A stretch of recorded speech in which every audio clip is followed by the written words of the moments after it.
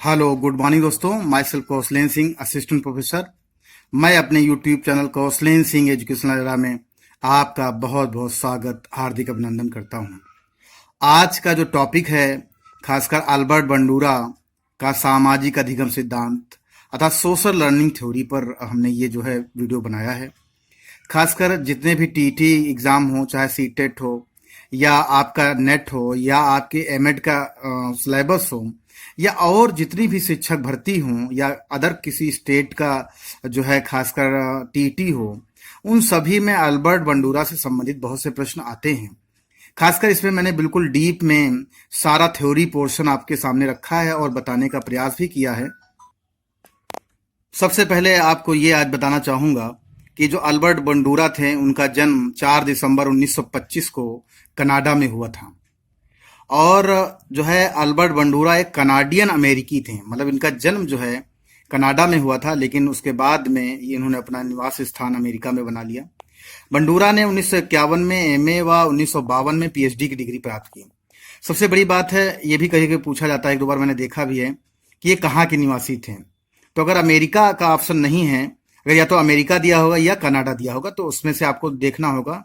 अगर कनाडा दिया है तो सिर्फ कनाडा को ऑप्ट करें, अगर अमेरिका दिया तो हम अमेरिका को ऑप्ट करेंगे। दोनों नहीं दिए रहेंगे, या फिर कनाडियन अमेरिकन दिया रहेगा, अमेरिकी दिया रहेगा। उसके अलावा इनकी जो प्रसिद्ध पुस्तकें हैं वो भी ध्यान रखें कि कौन कौन सी। पहले मैं इनके बारे में थोड़ा बता दूं, फिर इनके सिद्धांत के बारे में आपको बताऊंगा कि इनकी प्रसिद्ध पुस्तकें जैसे सामाजिक शिक्षण सिद्धांत जो 1977 में पब्लिश हुई, दूसरी हुई कि आक्रामकता एक सामाजिक सीखना विश्लेषण, उसके बाद जो कि 1973 में पब्लिश हुई आत्म प्रभावकारिता डैश नियंत्रण के व्यायाम 1997 में पब्लिश हुई। उसके बाद जो है ये जो है इनकी बुक्स थी, बहुत फेमस बुक थी। इन्हीं से ही सामाजिक अधिगम सिद्धांत को प्रसिद्धि मिली और इनको भी अल्बर्ट बंडूरा को ही प्रसिद्धि मिली। अब देखिए, सामाजिक अधिगम सिद्धांत का प्रतिपादन अल्बर्ट बंडूरा ने किया था। इनके अनुसार व्यक्ति अवलोकन, नकल और आदर्श व्यवहार के प्रतिमान के माध्यम से एक दूसरे से सीखता है। सबसे बड़ी बात है कि इन्होंने यह बताने का प्रयास किया है कि जो भी हम कुछ सीखते हैं, समाज में रहकर सीखते हैं, चाहे वो टेलीविजन के माध्यम से, चाहे एडवर्टीजमेंट के माध्यम से, या अपने माता पिता के माध्यम से, या आस पड़ोस के माध्यम से, या विद्यालय के माध्यम से, कि उन्होंने कहा जो भी हमारा लर्निंग होता है वह क्या है, हम समाज से सीखते हैं। इसीलिए जो उनकी थ्योरी थी वो सामाजिक अधिगम सिद्धांत, इसीलिए इसका नामकरण हुआ। और इन्होंने जो है एक चीज और बता दें, इन्होंने बोबो डॉल था, उस पर उन्होंने अपना एक्सपेरिमेंट किया था। अब मैं आगे आपको थोड़ा और बताऊंगा इन्होंने क्या क्या कहा। इन्होंने कहा कि समाज द्वारा स्वीकार किए जाने वाले व्यवहार को अपनाना तथा वर्जित व्यवहार को नकारना ही सामाजिक अधिगम है। बहुत बड़ी बात कही उन्होंने कि सोशल एक्सेप्टेंस अर्थात समाज में जो व्यवहार सामाजिक रूप से स्वीकार्य हैं उसी को ही उन्होंने क्या किया है, सामाजिक अधिगम माना है। सामाजिक अधिगम सिद्धांत को व्यवहारवाद और संज्ञानात्मक अधिगम सिद्धांतों को एक बीच की कड़ी योजक माना जाता है। तो सामाजिक अधिगम सिद्धांत है, व्यवहारात्मक और संज्ञानात्मक जो अधिगम सिद्धांत है उनके बीच की कड़ी माना है इन्होंने। उसके बाद क्योंकि यह सिद्धांत ध्यान, स्मृति और प्रेरणा तीनों को संचालित करता है, इसलिए अल्बर्ट बंडूरा को प्रथम मानव व्यवहार संज्ञानवादी कहते हैं। एक चीज और भी है, अल्बर्ट बंडूरा को जैसे हम लोग उनके एक सिद्धांत, यही सामाजिक अधिगम सिद्धांत है, उसी के नाम से जानते हैं, लेकिन एग्जाम में किसी भी नाम से पूछा जा सकता है। ये पूछा जा सकता है अवलोकन का सिद्धांत, इस नाम से भी एग्जाम में पूछा जा सकता है। दूसरा प्रेक्षणात्मक का सिद्धांत, ये भी क्या है, इस नाम से भी पूछा जा सकता है। निर्देशन का सिद्धांत, चौथा अनुकरण का सिद्धांत, पांचवा है अप्रत्यक्षात्मक का सिद्धांत। तो इन नामों से भी अल्बर्ट बंडूरा के सिद्धांत को जाना जाता है। अब देखिए, मैं एक एक करके मैं थोड़ा आपको बताना भी चाहूंगा कि अल्बर्ट बंडूरा ने अपना प्रयोग एक गुड्डा अर्थात बोबो डॉल पर किया। इन्होंने 1977 में सामाजिक अधिगम सिद्धांत प्रतिपादित किया। बंडूरा ने सीखने की प्रक्रिया में अन्यों के व्यवहार का अवलोकन करने तथा उसकी नकल करके सीखने पर बल दिया है।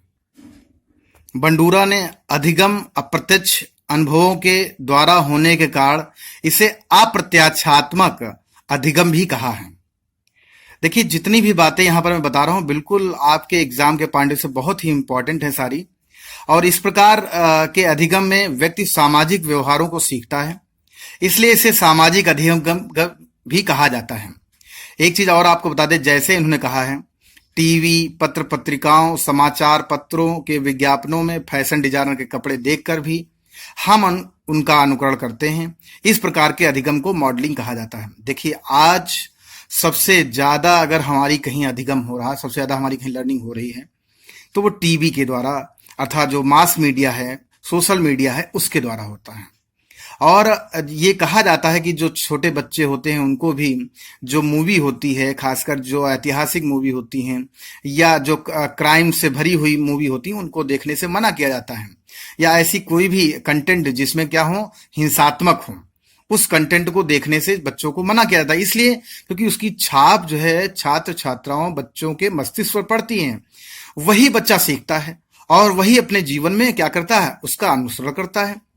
तो इसीलिए ही सामाजिक अधिगम सिद्धांत यही तो है कि जो छोटे हैं वो अपने बड़ों का अनुसरण करते हैं, अपने रोल मॉडल्स को अनुसरण करते हैं। आज जो टीवी में जिस प्रकार कपड़े पहने जाते हैं, आज हम उसी प्रकार के कपड़े पहनते हैं। जिस प्रकार का व्यवहार वो करते हैं, उस प्रकार का हम भी व्यवहार करते हैं, चाहे चारित्रिक हो, चाहे नैतिक हो, चाहे सामाजिक हो। अगर जैसे सलमान खान है, बीइंग जो है ह्यूमन, अर्थात उन्होंने जो है सामाजिक संस्थाओं से जुड़कर बहुत संस्थाओं में काम किया है और काम करते रहते हैं, खासकर गरीब तबके के लोगों के लिए काम करते रहते हैं। तो उनको देखकर हमारे भारत देश के बहुत से नौजवान जो है, आज जो हमारे गरीब तबके के लोग हैं, उनके लिए बहुत कुछ करने के लिए तैयार रहते हैं। तो इसका मतलब क्या है, ये सामाजिक अधिगम है। ये हम किसी और से देखकर प्रभावित हो रहे हैं। इसी प्रकार जैसे कपड़े लोग पहनते, चाहे हेयर स्टाइल हो, चाहे कपड़ों का स्टाइल हो, या चाहे चारित्रिक स्टाइल हो, तो वो क्या है, हम अपने बड़ों से सीखते हैं। तो टीवी, पत्र पत्रिका, सोशल मीडिया, मास मीडिया, इन सब का बहुत ज्यादा आज हमारे सामाजिक अधिगम के ऊपर प्रभाव पड़ता है। अब देखिए, मैं सबसे पहले आपको जो प्रयोग किया, खासकर इन्होंने, इनको अगर ये पूछा जाए कि किसने बोबो डॉल के ऊपर प्रयोग किया, तो आपको पता होना चाहिए अल्बर्ट बंडूरा ने किया। तो उनका जो प्रयोग था वो एक गुड्डा के ऊपर था, जो जिसका नाम था बोबो डॉल। तो यहाँ पर बोबो डॉल जो गुड्डा था, उसके ऊपर जो उन्होंने एक्सपेरिमेंट किए, तो सबसे पहले उन्होंने, बंडूरा ने अपने प्रयोग में बच्चे को 5 मिनट की एक फिल्म दिखाई। ध्यान रखें, बंडूरा ने अपने प्रयोग में बच्चों को 5 मिनट की एक फिल्म दिखाई। फिल्म में एक कमरे में ढेर सारे खिलौने रखे थे, जिनमें एक बहुत बड़ा गुड्डा बोबो डॉल रखा था। ठीक है, फिल्म में जो है लड़का कमरे में प्रवेश करता है और सभी खिलौने को प्रति क्रोध प्रदर्शित करता है और बोबो डॉल के साथ आक्रामक हो जाता है। देखा, मतलब बोबो डॉल के साथ क्या होता है, वो आक्रामक हो जाता है। अल्बर्ट बंडूरा ने ये जो फिल्म है वो 3 प्रकार से दिखाई। कैसे दिखाई? सबसे पहला दिखाया उन्होंने कि आक्रामक व्यवहार वाले लड़के को पुरस्कृत किया गया तथा उसकी प्रशंसा की गई। जैसे जो कमरे में गया था, जिसने जो है खासकर गुड्डे को पीटा, मारा, उसकी क्या कहे, उसको पुरस्कृत किया गया, उसको पुरस्कार दिया गया, प्रशंसा की गई। दूसरा, जो आक्रामक व्यवहार दिखा रहा था गुड्डे के प्रति जाकर वहां पर, तो उसको क्या किया गया, दंडित किया गया, मारा गया, दंड दिया गया, पनिशमेंट दिया गया, मुर्गा बनाया गया। तो इस प्रकार से जो व्यवहार कर रहा था लड़का, उसके प्रति क्या है, व्यवहार दिखाया जा रहा था। और तीसरा ये था कि जो बच्चे ने वहां पर प्रतिक्रिया जाहिर की थी, उसके लिए ना तो बच्चे को पुरस्कृत किया गया और ना ही दंडित किया गया। दोनों बातें हैं। पहले में क्या क्या पुरस्कृत किया गया, प्रशंसा की गई, कहा हाँ गुड्डे को मारा, बहुत अच्छा किया। दूसरे में उसके लिए कहा नहीं आपने क्यों गुड्डे को मारा, तो क्या दंडित किया गया। तीसरे में ना तो उसको दंडित किया गया और ना ही पुरस्कृत किया गया। 3 बातें, 3 रूपों में ये बातें दिखाई गई। अब देखिए निष्कर्ष क्या निकला उससे, कि फिल्म देखने के बाद बच्चों को एक खिलौने वाले कमरे में स्वतंत्र छोड़ दिया गया। एक क्या किया गया, खिलौने वाले कमरे में स्वतंत्र छोड़ दिया गया। और प्रयोग में यह पाया गया कि ज्यादा बच्चे लड़के के उस व्यवहार के प्रति आक्रामक थे जिसके लिए उसे पुरस्कार दिया गया था। अर्थात अगर उन्होंने जाकर रूम में बोबो डॉल को अगर मारा था, तो उसके बाद जो है जब निकला वहां पर, तो क्या हुआ, उसकी जो है प्रशंसा की गई, लड़के की प्रशंसा की गई। तो अब जब दोबारा कमरे में छोड़ा गया तो क्या देखा गया कि वह उसके प्रति और आक्रामक हो गया। पहले उसने मारा था, तो अब इस बार और उसने मारा, उसका गर्दन तोड़ दिया। इस प्रकार से क्या है, क्योंकि पुरस्कार दिया गया, सामाजिक अधिगम। दूसरे में क्या गया, जिसमें उसे दंडित किया गया था, उसके प्रति कम बच्चे आकर्षित होते हैं, जिसके लिए उन्हें मारा गया था, डांटा गया था, दंडित किया गया था। अब इस बार उन्होंने उस प्रकार का खासकर उस बोबोडॉल के साथ वैसा रिएक्शन नहीं किया। तो ये उससे क्या है, निष्कर्ष निकलता है। अब हम सामाजिक अधिगम उदाहरण के कुछ उदाहरण देंगे, अधिगम के उदाहरण। सबसे पहले बिल्कुल सिंपल तरीके से हमने आपको बताने का काम किया है कि बच्चे अधिकांश सामाजिक व्यवहार प्रौढ़ों का प्रेक्षण तथा ऑब्जर्वेशन तथा उनकी नकल करके सीखते। बहुत बड़ी बात है कि जो हमारी सोशल लर्निंग होती है, हम अपने माँ बाप से सीखते हैं, बहुत कुछ अपने बड़ों से सीखते हैं, अपने दादा बाबा से सीखते हैं, बुजुर्गों से सीखते हैं कि वो क्या करते हैं, किस प्रकार का उनका सामाजिक रिएक्शन होता है, किस प्रकार से वे व्यवहार करते हैं। तो सबसे बड़ी बात है ये। दूसरा, अगर छोटे बच्चे जैसे कपड़े पहनना, जैसे माँ बाप कपड़े पहनते हैं, बालों को संवारना, बालों को कंघी करना, बालों की शैली ऊपर खींचना या साइड से मांग खींचना, ये सब क्या है। और समाज में कैसा रहा जाए, किस प्रकार से रहा जाए, कैसे बातचीत किया जाए, लोगों के पैर छुए जाएं, कैसे संस्कार दिया जाए, ये सब क्या है, ये सामाजिक अधिगम के उदाहरण हैं। और ये कहीं ना कहीं बालक जो है अपने परिवार में अपने बड़ों से, बुजुर्गों से या आस पड़ोस के लोगों से सीखता है। उसके अलावा बच्चों में व्यक्तित्व का विकास भी प्रेक्षणात्मक अधिगम के द्वारा ही होता है। जो हमारी पर्सनालिटी होती है, हमारा हाव भाव, बोल चाल, रहन सहन, लोगों से बातचीत करना, संस्कार, शिष्टाचार, सामाजिकता, दया, क्रोध, ये सब चीजें जो हमारे अंदर आती हैं, ये क्या होती, प्रेक्षणात्मक अधिगम के द्वारा आता है।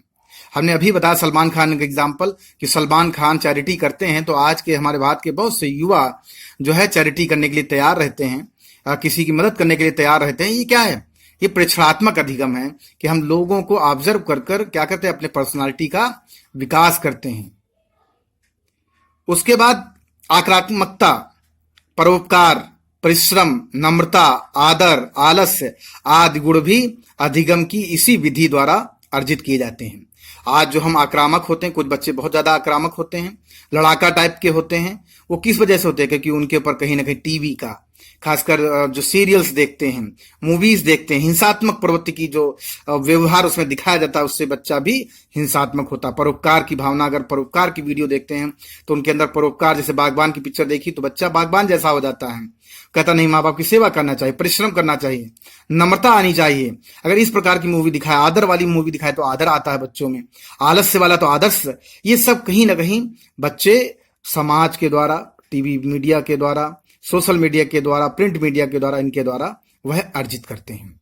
तो ये कहीं ना कहीं सामाजिक उदाहरण है। देखिए, एक चीज और भी आपको ध्यान रखना चाहिए। बंडूरा ने 4 प्रकार के पद अपने सिद्धांत में 4 पद बताए हैं। पहला है ध्यान, अटेंशन। दूसरा है धारण, तीसरा है पुनः प्रस्तुतिकरण और चौथा है पुनर्बलन। अर्थात पहला है अटेंशन, दूसरा है रिटेंशन और तीसरा है रिप्रोडक्शन और चौथा है रीइंफोर्समेंट। अर्थात उन्होंने कहा कि जब बच्चा मूवी देख रहा होता है या किसी को ऑब्जर्व कर रहा होता है, सबसे पहले वो अटेंटिव होता है, ध्यान लगाता है। और ध्यान लगाने के बाद वो क्या करता है, उन चीजों को अपने मन में धारण कर लेता है और फिर जब आवश्यकता होती है तो उसे पुनः प्रस्तुत करता है।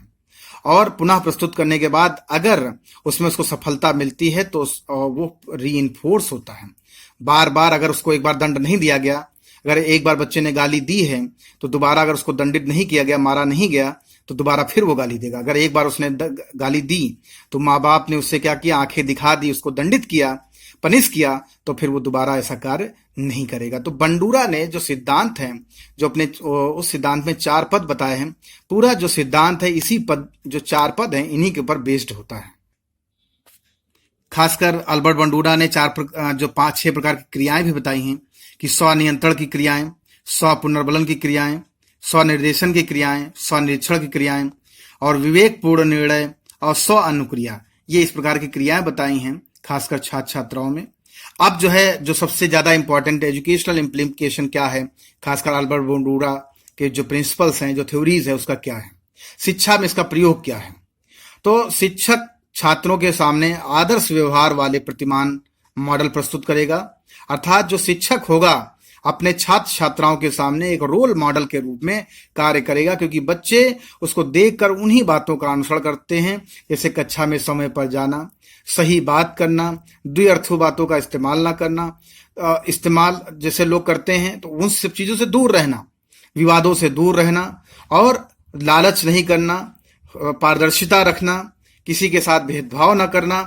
इस प्रकार से अगर बच्चा अगर करता है, शिक्षक करता है, तो जरूर जो है उसका बच्चे अनुसरण करेंगे और एक अच्छे आदर्श नागरिक भी बन सकते हैं। यही सामाजिक अधिगम सिद्धांत है।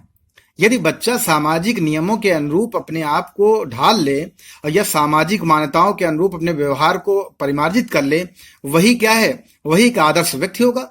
और यही सामाजिक अधिगम सिद्धांत का मुख्य उद्देश्य है। उसके अलावा बुरे व्यवहार उपस्थित ना होने दें। खासकर शिक्षक अपने अंदर उन गुणों को दूर करें जो क्या करते हैं, जो उनके बुरे व्यवहार को प्रदर्शित करते हैं, जैसे शराब पीना, सिगरेट पीना, गाली गलौज करना। इस प्रकार से बहुत से चीजें हैं जो शिक्षक को अपने छात्र छात्राओं के सामने नहीं करना चाहिए। उसके अलावा स्वनियंत्रण की विधि अपनाएं, अपने आप को सेल्फ कंट्रोल रखें। यहाँ पर शिक्षक को क्या करना चाहिए, अगर उसको मन भी है लेकिन अपने आप को सेल्फ कंट्रोल रखें, जिससे बच्चों के अंदर भी अपने आप को संयमित रखने की, अपने आप को नियंत्रित रखने की क्या हो, उनके अंदर योग्यता विकसित हो सके। अपने शिक्षक को देखें, उन्हीं व्यवहारों के अपने अंदर भी लाएं। और तो अभी तक तो जो मैंने बताया, ये शिक्षण खासकर जो है अल्बर्ट बंडूरा का सामाजिक अधिगम सिद्धांत था, जो कि बहुत नामों से भी जाना जाता है, या प्रेक्षणात्मक अधिगम सिद्धांत भी इसे कहते हैं। इसका मतलब यह हुआ कि हम अपने से बड़ों को ऑब्जर्व करके जो चीजें सीखते हैं, वही सामाजिक अधिगम है। तो खासकर एग्जाम में इससे संबंधित बहुत चीजें आ सकती हैं। इनकी पुस्तक आ सकती है, ये कहाँ के निवासी थे, उनका सिद्धांत के क्या क्या नाम थे, जैसा मैंने अभी बताया, किस पर उन्हें प्रयोग किया, जैसे बताया बोबो डॉल के ऊपर किया। तो इस प्रकार से एग्जाम में क्वेश्चन पूछे जा सकते हैं। इनके जो है पद कौन कौन से थे, जैसे अभी हमने बताया आपको कि जैसे अटेंशन है, रिटेंशन है, और रिप्रोडक्शन है, और रीइंफोर्समेंट है। इस प्रकार से कुछ भी पूछा जा सकता है। कहाँ के निवासी थे, कनाडियन थे, उसके बाद अमेरिकन हो गए। तो इस प्रकार से क्वेश्चन पूछे जा सकते हैं। तो आज का जो मेरा वीडियो है, खासकर टेट, सीटेट और जो है नेट और एमएड के एग्जाम सिलेबस के पॉइंट ऑफ व्यू से, और जितने भी प्रतियोगी परीक्षाएं खासकर शिक्षक भर्ती से संबंधित, उन सब में ये क्वेश्चन अगर पूछा जाता है, तो जितना मैंने पढ़ाया इससे संबंधित कोई भी क्वेश्चन ऐसा नहीं होगा जो आप जिसका आंसर ना दे पाए। नहीं तो आप इसको करके चेक भी कर सकते हैं। तो आज का मेरा वीडियो कैसा लगा, मैं जरूर आपको और अच्छे से अच्छे नोट्स, अच्छे अच्छे वीडियो बनाकर देता रहूंगा। तो आशा भी करूंगा कि आप लोग भविष्य में जल्दी से सिलेक्ट हो जाएं और जॉब करें। और इन्हीं शुभकामनाओं के साथ आप सबको मेरे YouTube चैनल को सब्सक्राइब करने के लिए, लाइक करने के लिए, शेयर करने के लिए आपको हृदय से आभार। नमस्कार दोस्तों।